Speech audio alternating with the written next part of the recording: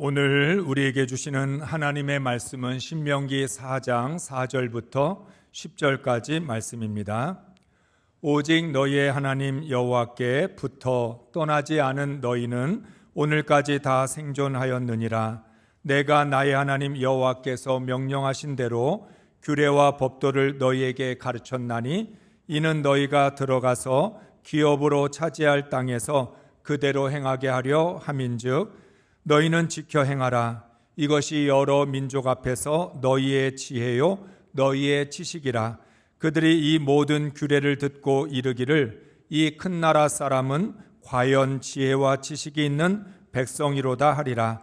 우리 하나님 여호와께서 우리가 그에게 기도할 때마다 우리에게 가까이 하심과 같이 그 신이 가까이 함을 얻은 큰 나라가 어디 있느냐. 오늘 내가 너희에게 선포하는 이 율법과 같이 그 규례와 법도가 공의로운 큰 나라가 어디 있느냐. 오직 너는 스스로 삼가며 내 마음을 힘써 지키라. 그리하여 내가 눈으로 본 그 일을 잊어버리지 말라.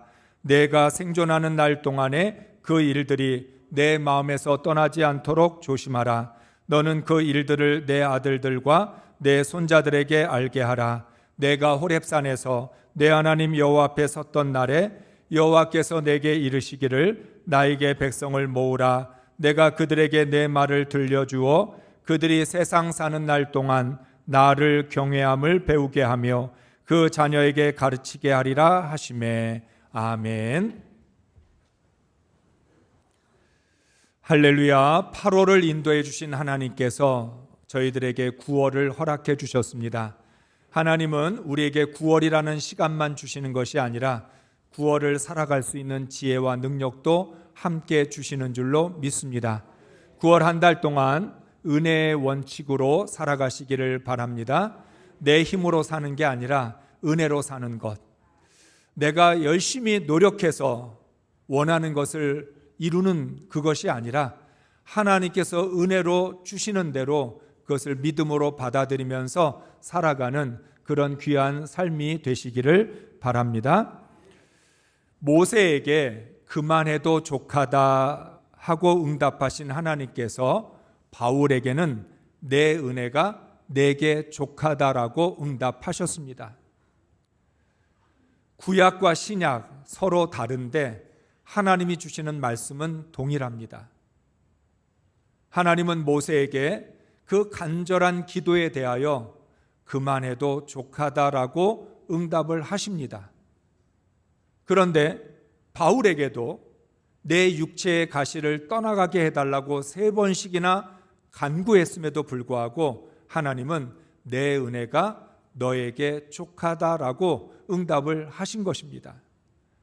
족하다라고 하는 이 두 단어는 같은 뜻입니다. 그만해도 족하다라고 하는 단어에는 이중적인 의미가 들어 있습니다. 거절과 칭찬입니다. 간단하게 말하면 여러분 우리가 누구랑 대화할 때 그만해 이 말은 더 이상 듣고 싶지 않으니까 그만하라고 하는 거절의 의사입니다.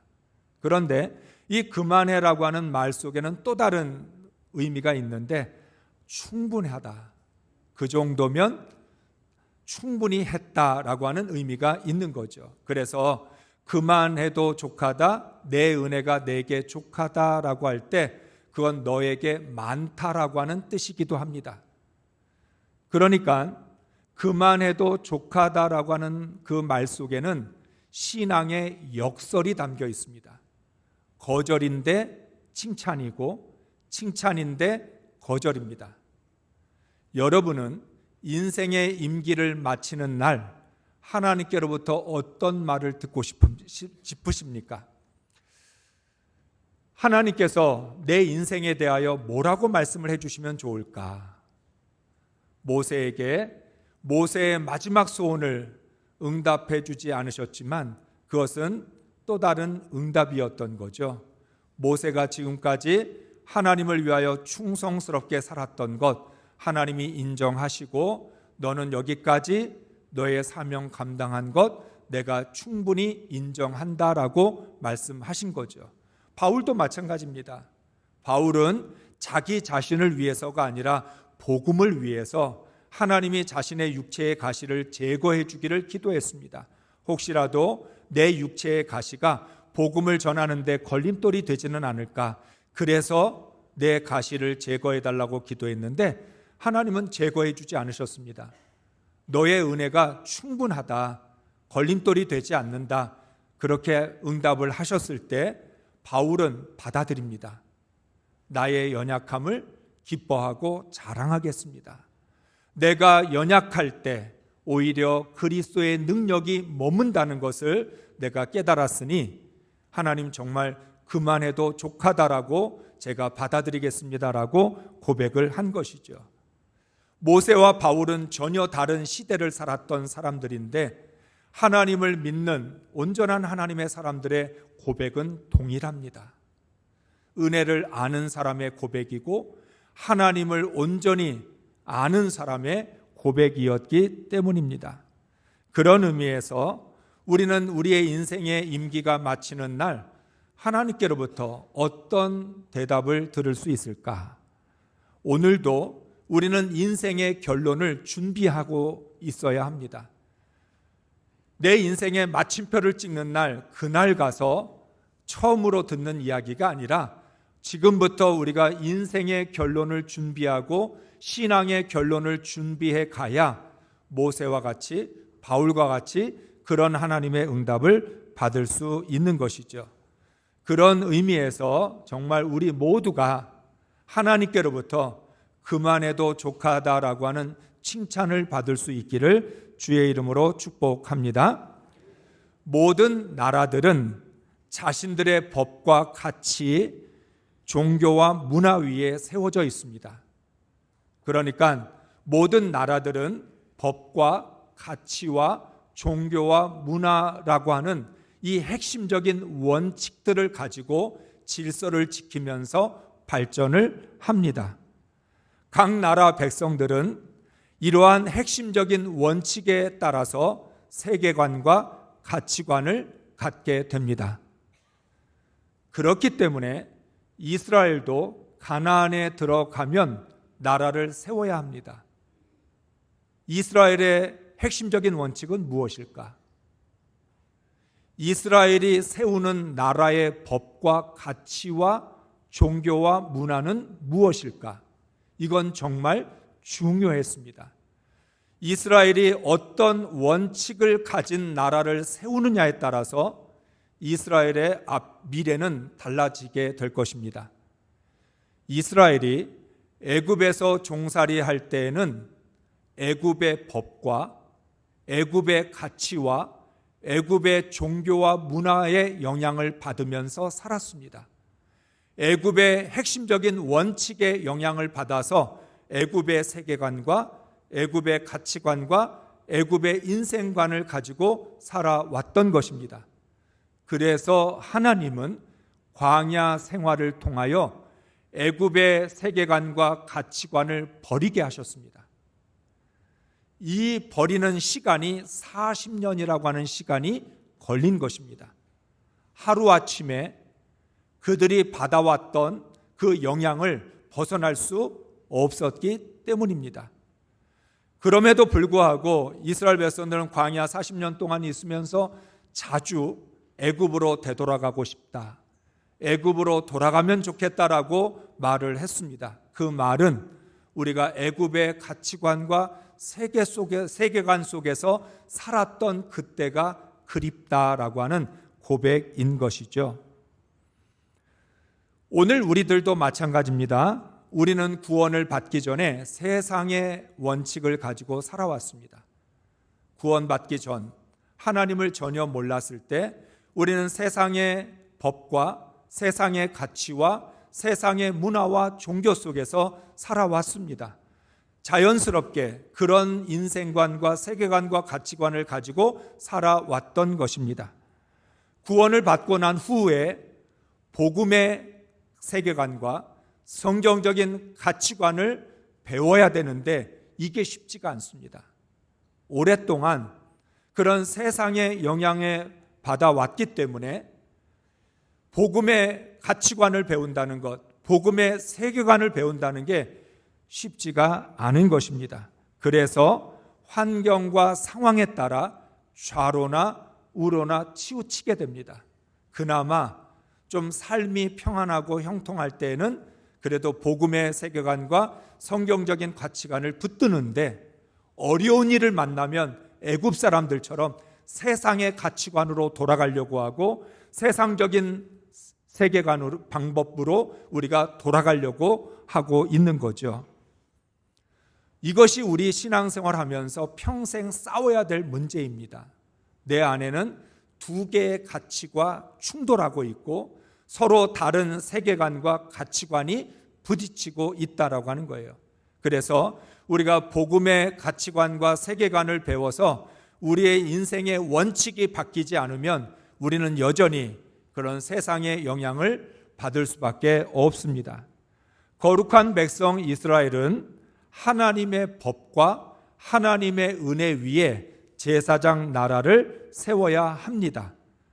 모세는 이스라엘 백성들이 가나안에 들어가서 어떻게 제사장 나라를 세워야 하는지를 정확하게 가르쳐 줍니다. 4장 1절 말씀을 읽습니다. 이스라엘 자손 여러분, 지금 내가 당신들에게 가르쳐 주는 규례와 법도를 귀담아 듣고 그대로 지키십시오. 그러면 당신들이 살아서 주 당신들 조상의 하나님이 당신들에게 주시는 땅에 들어가서 그곳을 차지하게 될 것입니다. 아멘. 1장부터 3장까지가 지난 40년의 시간을 되돌아보는 시간이었다라고 한다면 4장부터는 본격적으로 가나안에 들어가서 어떻게 하나님의 나라를 세울 수 있을까? 이미 그곳에는 열방들이 있습니다. 여러 나라와 민족들이 있지요. 그 한가운데 하나님의 백성이 어떻게 하나님의 나라를 세워야 하느냐는 것은 아주 중요한 일이었습니다. 모든 나라들의 가장 중요한 목적은 살아남는 것입니다. 생존과 번영이 목적입니다. 모든 나라들은 어떻게든지 다른 나라들과 경쟁하면서 살아남고 생존해야 합니다.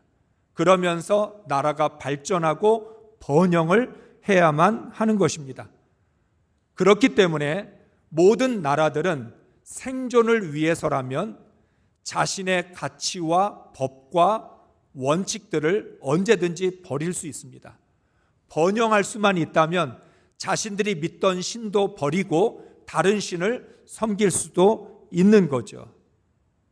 자신들의 세계관, 자신들의 가치관도 언제든지 내버릴 수 있습니다.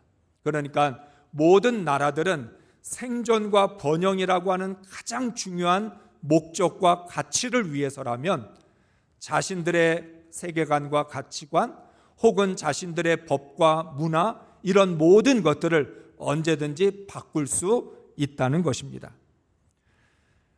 하나님은 이스라엘 백성들에게 가장 중요한 것은 생존과 번영이 아니라 하나님의 규례와 법도를 지키는 것이라고 말씀합니다. 너희들은 가나안에 들어가서 생존과 번영을 걱정하지 말고 두려워하지 말고 어떻게 하면 하나님의 규례와 법도를 잘 지킬 수 있을까? 여기에 집중하라고 말씀을 하십니다. 왜냐하면 생존과 번영은 하나님이 책임지실 것이기 때문에. 너희는 내가 지켜준다. 너희는 내가 축복하고 번성하게 하고 풍요롭게 할 것이다. 그러니까 너희들은 그러한 것들을 염려하기보다는 우리가 어떻게 하면 하나님이 주신 말씀을 잘 지키고 하나님의 법을 지키면서 살아갈 수 있을까? 여기에 초점을 맞추라고 하는 것입니다. 예수님께서 산상설교에서 무엇을 먹을까 마실까 입을까를 염려하지 말라, 이것은 이방 사람들이 걱정하는 일이고 너희는 먼저 그의 나라와 그의 의를 구하라.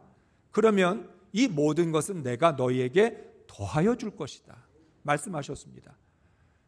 이스라엘 백성들에게 주시는 말씀이나 그리스도인들에게 주시는 말씀은 동일합니다. 하나님의 말씀은 변함이 없습니다.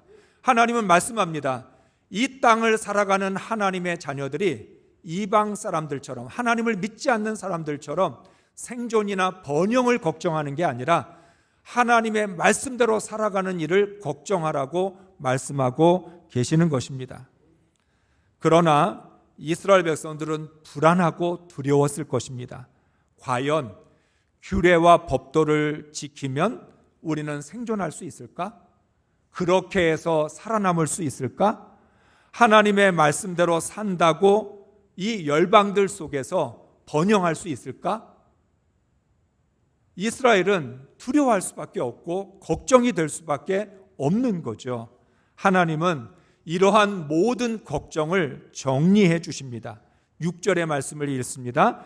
당신들은 이 규례와 법도를 지키십시오. 그러면 여러 민족이 당신들이 지혜롭고 슬기롭다는 것을 알게 될 것입니다. 그들이 이 모든 규례에 관해서 듣고 이스라엘은 정말 위대한 백성이요 지혜롭고 슬기로운 민족이라고 말할 것입니다. 아멘. 가나안에는 우리가 잘 알고 있는 7 족속이 자리를 잡고 있을 뿐만 아니라 주변에 여러 나라와 민족들이 있습니다. 이스라엘은 그 가나안 땅에 들어가면 신생아와 같습니다. 아직 나라를 이루지도 못하고 어떤 법과 체계를 갖추지도 못한 오합지졸과 같은 그런 백성입니다. 그러니까 이스라엘 백성들이 자기 스스로를 메뚜기 같다고 생각했던 게 지나친 생각이 아닙니다. 이미 가나안 족속들은 견고하고 나라가 잘 체계를 잡고 세워져 있는 거죠. 그런데 우리가 가나안에 들어가서 정말 이게 살아남을 수 있겠냐는 거예요. 그곳에 있는 사람들이 우리를 우습게 보지 않을까? 우리를 무시하지 않을까? 이런 마음을 갖는 건 너무나 당연한 일입니다. 이스라엘 백성이 하나님이 주신 말씀에 대해서 반신반의할 수밖에 없습니다. 하나님의 말씀이니까 믿기는 하지만 그러나 과연 그렇게 될까? 하나님의 규례와 법도가 정말 우리를 지켜줄 수 있을까? 그것만 우리가 지킨다고 열방들 속에서 다른 민족들 사이에서 우리가 번영할 수 있을까? 의심할 수밖에 없습니다. 하나님은 이스라엘 백성들이 반신반의할 때 도리어 이방 민족들을 통해서 모든 염려를 날려보낼 말을 듣게 될 것이라고 말씀합니다. 이스라엘은 나라를 세울 만한 지혜와 능력이 없는 민족이었습니다.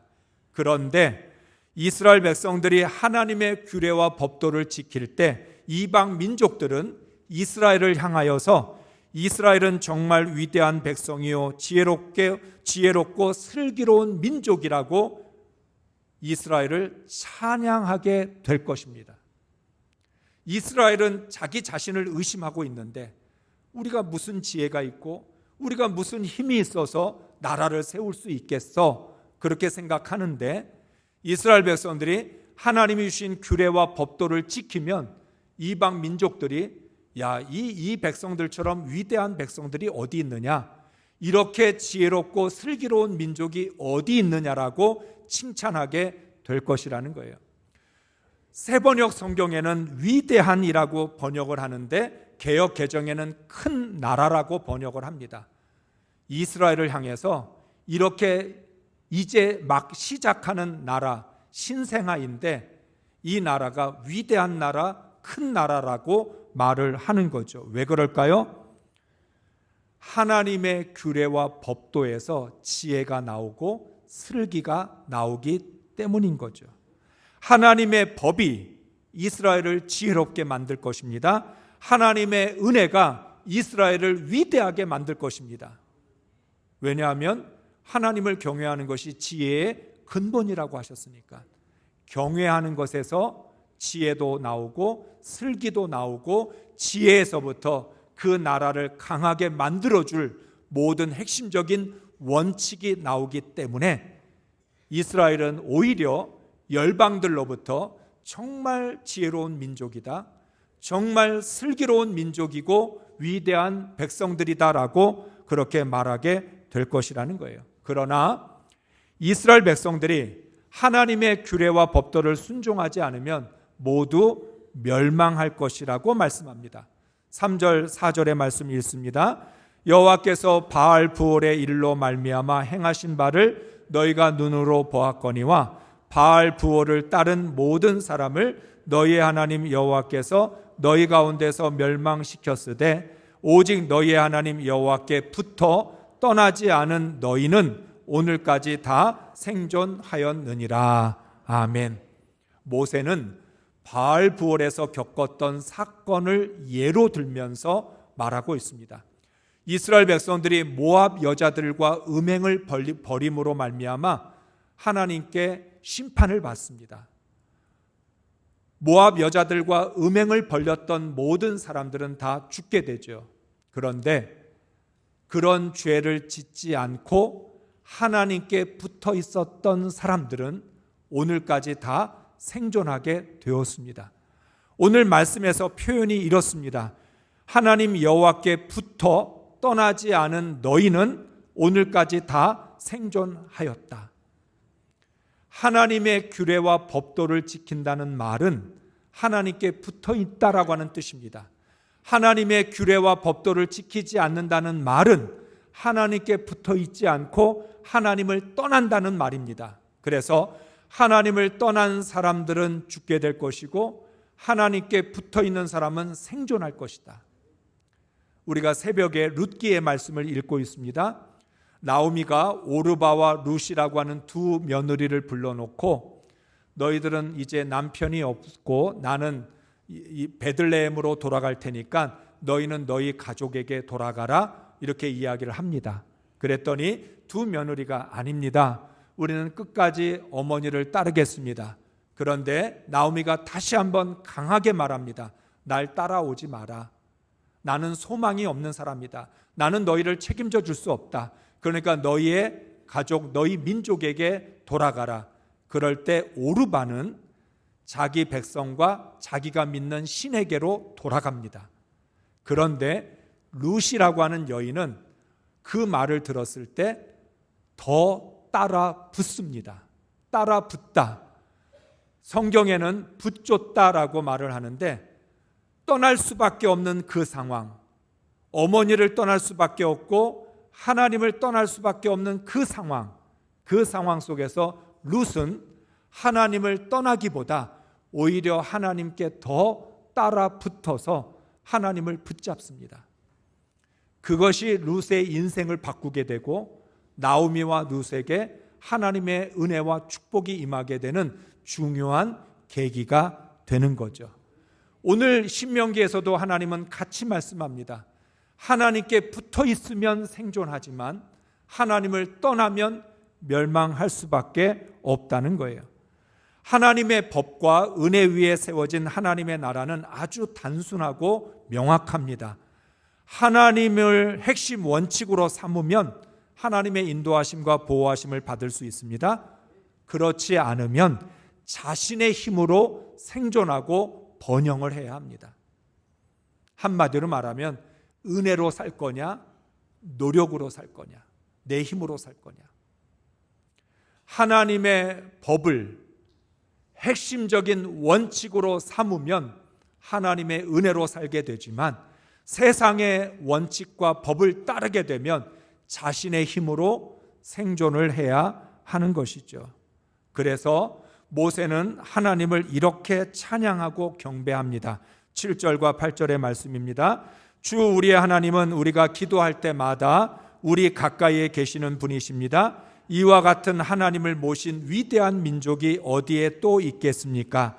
오늘 내가 당신들에게 주는 이 모든 율법과 같은 바른 규례와 법도를 가진 위대한 민족이 어디에 또 있겠습니까? 아멘.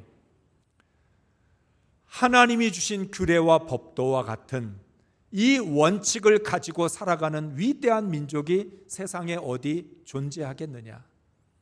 이 말을 바꾸어 말하면 하나님의 말씀이 이스라엘을 위대한 민족 되게 만들어준다는 거죠.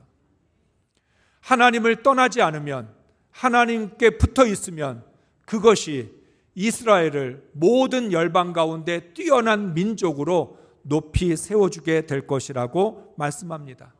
하나님의 법과 은혜가 이스라엘을 다른 나라와 구별되게 만듭니다. 이 백성은 은혜로 사는 백성이다. 이 백성은 하나님의 법으로 지켜지는 나라이다.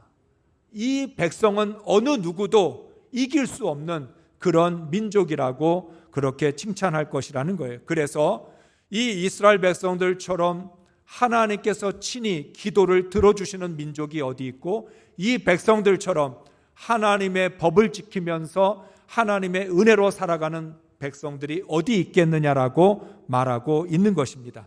그렇기 때문에 이스라엘이 해야 될 일은 단 한 가지밖에 없습니다. 10절의 말씀을 읽습니다. 내가 호렙산에서 내 하나님 여호와 앞에 섰던 날에 여호와께서 내게 이르시기를 나에게 백성을 모으라. 내가 그들에게 내 말을 들려주어 그들이 세상 사는 날 동안 나를 경외함을 배우게 하며 그 자녀에게 가르치게 하리라. 아멘. 이스라엘이 해야 될 한 가지는 뭐냐? 하나님 경외함을 배우는 것입니다. 너희들은 다른 건 할 필요 없다.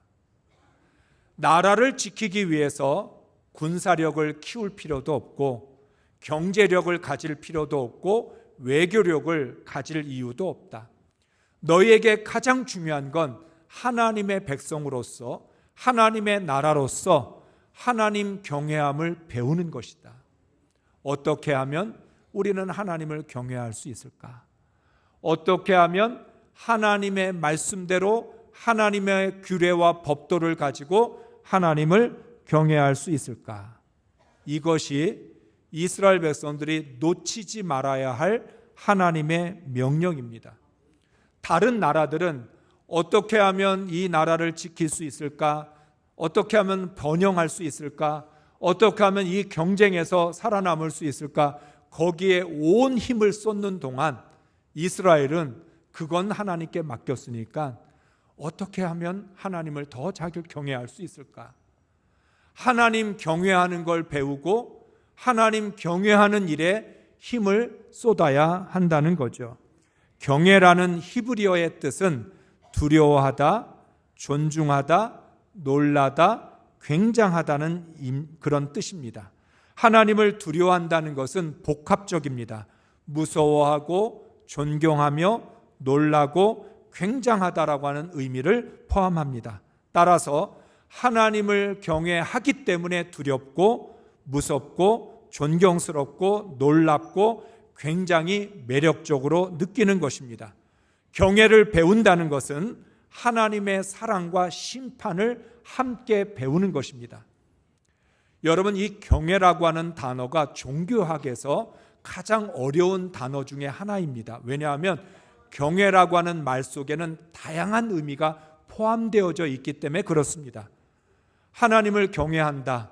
그러면 일단 하나님이 좀 두렵죠. 하나님 무섭게 느껴집니다. 그러면서 하나님을 존중하고 존경하죠. 그러면서 하나님을 놀랍게 느끼고 하나님이 하시는 일을 굉장하다라고 생각하고, 동시에 하나님을 향한 매력을 느끼고 하나님을 사랑하고 싶어하는 그런 마음을 갖게 되는 겁니다. 여러분, 어린아이들이 어렸을 때 이렇게 자라나는 모습을 보면 어린아이들이 예를 들어 강아지를 바라보면서 좋아하는 마음이 있습니다. 만지고 싶어하고 그 강아지에게 다가가고 싶습니다. 그런데 어린아이는 그 강아지가 무섭기도 합니다. 두렵기도 합니다. 그런데 두렵고 무섭기는 하지만 한번 만져보고 싶고 그 강아지하고 놀고 싶은 마음이 있는 거죠. 그런 마음을 경외라고 하는, 경외심이라고 하는 겁니다. 두렵지만 다가가고 싶고 다가가기에는 무섭기도 하고 무서우면서도 아주 매력을 느끼고 사랑스럽기도 하고 뭔가 할 수 있는 그런 마음들. 하나님을 향해 하나님을 경외한다는 것, 하나님이 나를 사랑하신다는 걸 알기 때문에 나도 하나님을 사랑하지만 동시에 하나님은 나를 심판하시고 하나님은 나의 죄를 벌하시는 분이라는 걸 알고 있기 때문에 두렵고 무서울 수밖에 없는 거죠. 하나님을 사랑의 하나님만으로 알고 있다면 반쪽짜리 하나님을 알고 있는 거고, 하나님을 심판의 하나님으로만 알고 있다면 그것도 또한 하나님을 반쪽으로 알고 있다는 거예요. 그래서 하나님을 경외해야 한다는 건 굉장히 어려운 일이죠. 이 어려운 걸 배워야 된다. 이걸 배우는 건 한순간에 배울 수 없기 때문에 이 땅에 사는 날 동안 하나님 경외하기를 배워야 된다라고 말합니다. 여러분, 우리는 하나님을 표현할 때 뭐라고 표현해요? 하나님은 무궁무진하신 분이고 우리의 인간의 지혜로 헤아릴 수 없는 분이고 하나님은 정말 우리가 알기 어려운 그런 분이라고 말을 합니다. 그런 하나님을 지금까지 내가 신앙생활하면서 신앙적인 체험을 몇 번 하고 성경적인 지식을 조금 갖고 있고 이러한 은사들을 체험했다고 해서 내가 하나님을 안다고 생각하면 교만이고 착각입니다. 우리는 아직도 하나님을 정말 뭐라고 표현할 수 있을까? 1억 분의 1? 1조 분의 1? 그 정도도 우리는 하나님을 제대로 알고 있지 못하는 거죠. 그러므로 하나님의 규례와 법도 말씀과 성령, 하나님의 역사와 체험들 이러한 다양한 것들을 통해서 우리는 하나님을 알아가야 되고 하나님 경외하는 걸 배워야 합니다. 하나님의 성품이 무엇이고 하나님이 어떤 속성을 갖고 있는지를 배워야만 우리는 하나님을 올바르게 믿을 수 있다는 거예요. 따라서 신앙생활은 하나님 경외하기를 배우는 겁니다. 신앙생활은 다른 게 아니에요. 하나님을 알아가고 하나님을 경외하는 걸 배우는 것이고 그래서 우리가 하나님께 더 가까이 나아가는 것, 그런 것이라는 거예요. 그래서 9절에서 말씀합니다. 당신들은 오로지 삼가 조심하여 당신들의 눈으로 본 것들을 잊지 않도록 정성을 기울여 지키고 평생 동안 당신들의 마음속에서 사라지지 않도록 하십시오. 또한 그것을 당신들의 자손에게 깊이 알리십시오. 아멘. 하나님 경외하기를 배우기 위해서 하나님의 그 은혜를 본 것을 잊지 말고 마음에 새기라고 이야기하고 이것을 계속해서 가르치고 배우라고 말씀합니다. 하나님께서 이스라엘 백성들에게 하나님 경외함을 배우라고 말씀하셨다면 구원받은 그리스도인들에게는 구원을 배우라고 말씀합니다. 사랑하는 성도 여러분, 우리는 구원받기 전에 구원이 뭔지도 몰랐습니다. 구원에 대해서 아무것도 모르고 구원을 받았습니다. 은혜로 구원받았기 때문에 그런 거죠. 구원받고 나서부터 구원이 뭔지를 알아가고 있는데 우리는 아직도 구원을 잘 모릅니다. 그래서 우리는 구원을 이 정도로 생각합니다. 구원이라는 건 예수님께서 나를 위하여 십자가에 죽으셔서 내 죄를 사하여 주셨고 부활하셔서 나를 영원한 천국으로 인도해 주신다. 이 정도의 구원의 의미로 우리는 생각하고 구원을 알고 있다고 생각합니다. 그런데 신앙생활을 하면 할수록 구원이라는 의미가 너무나 깊고 넓습니다. 복음을 알아갈수록 우리가 하나님의 말씀을 읽어갈수록 예수 그리스도를 따라가면 따라갈수록 구원이라는 것이 얼마나 크고 넓고 깊은 것인지, 그렇기 때문에 하나님을 경외하는 것을 평생 배워야 되는 것처럼 구원도 평생 배워야 되고 평생 그 구원을 이루어가도록 해야 된다라고 하는 거예요. 하나님은 오늘 이스라엘 백성들에게 너희만 하나님을 경외하지 말고 너희의 자녀들 후손들에게도 하나님 경외하는 걸 가르치라고 말씀합니다. 예수님은 우리에게 너만 구원받지 말고 너와 너의 자녀들 후손들에게 구원을 가르치라고 말합니다. 그런데 여기서 중요한 것은 내가 먼저 배워야 가르칠 수 있는 거지 배우지 않으면 가르칠 수도 없다라고 하는 거예요. 이스라엘은 다른 것을 배우는 데는 힘을 쓸 필요가 없습니다. 오직 하나님 경외함을 배우는 데만 힘을 쓰면 됩니다. 그러면 위대한 민족으로 영원히 하나님의 나라를 지킬 수 있습니다. 가나안에서 이스라엘의 생존과 번영은 하나님을 얼마나 잘 경영하느냐에 달려 있습니다.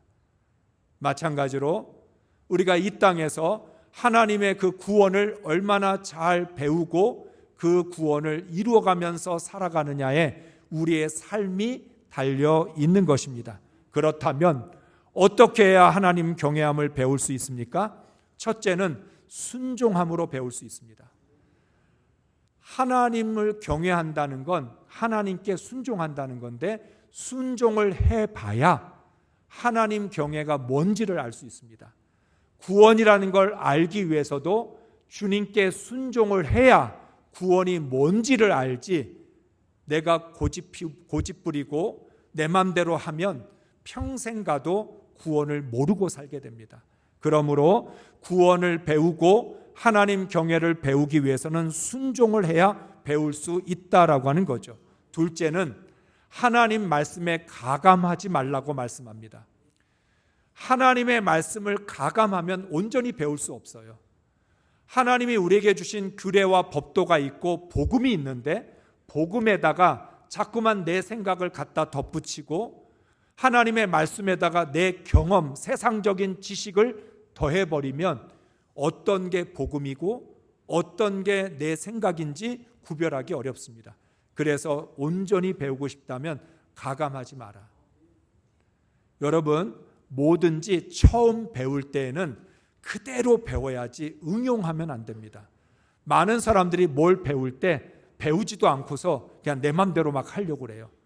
일단 기본적인 걸 잘 배우고 원칙을 배운 다음에 응용을 하는 거지, 원칙과 기본을 배우지도 않고 한다면 자기 멋대로 하는 것이 될 수밖에 없다라고 하는 거예요. 셋째는 하나님의 말씀을 마음에 새기라고 합니다. 우리가 일단 마음에 새겨져야, 이 새겨진 말씀 내 안에 자리를 잡아야, 그래야 말씀에 순종도 할 수 있고 우리가 하나님 경외하는 걸 온전히 깨달을 수 있다라고 하는 거예요. 그런데 이 시대를 살아가는 많은 그리스도인들은 하나님 경외함을 배우는 걸 집중하지 않습니다. 쓸데없는 일에 너무 많은 에너지를 뺏깁니다.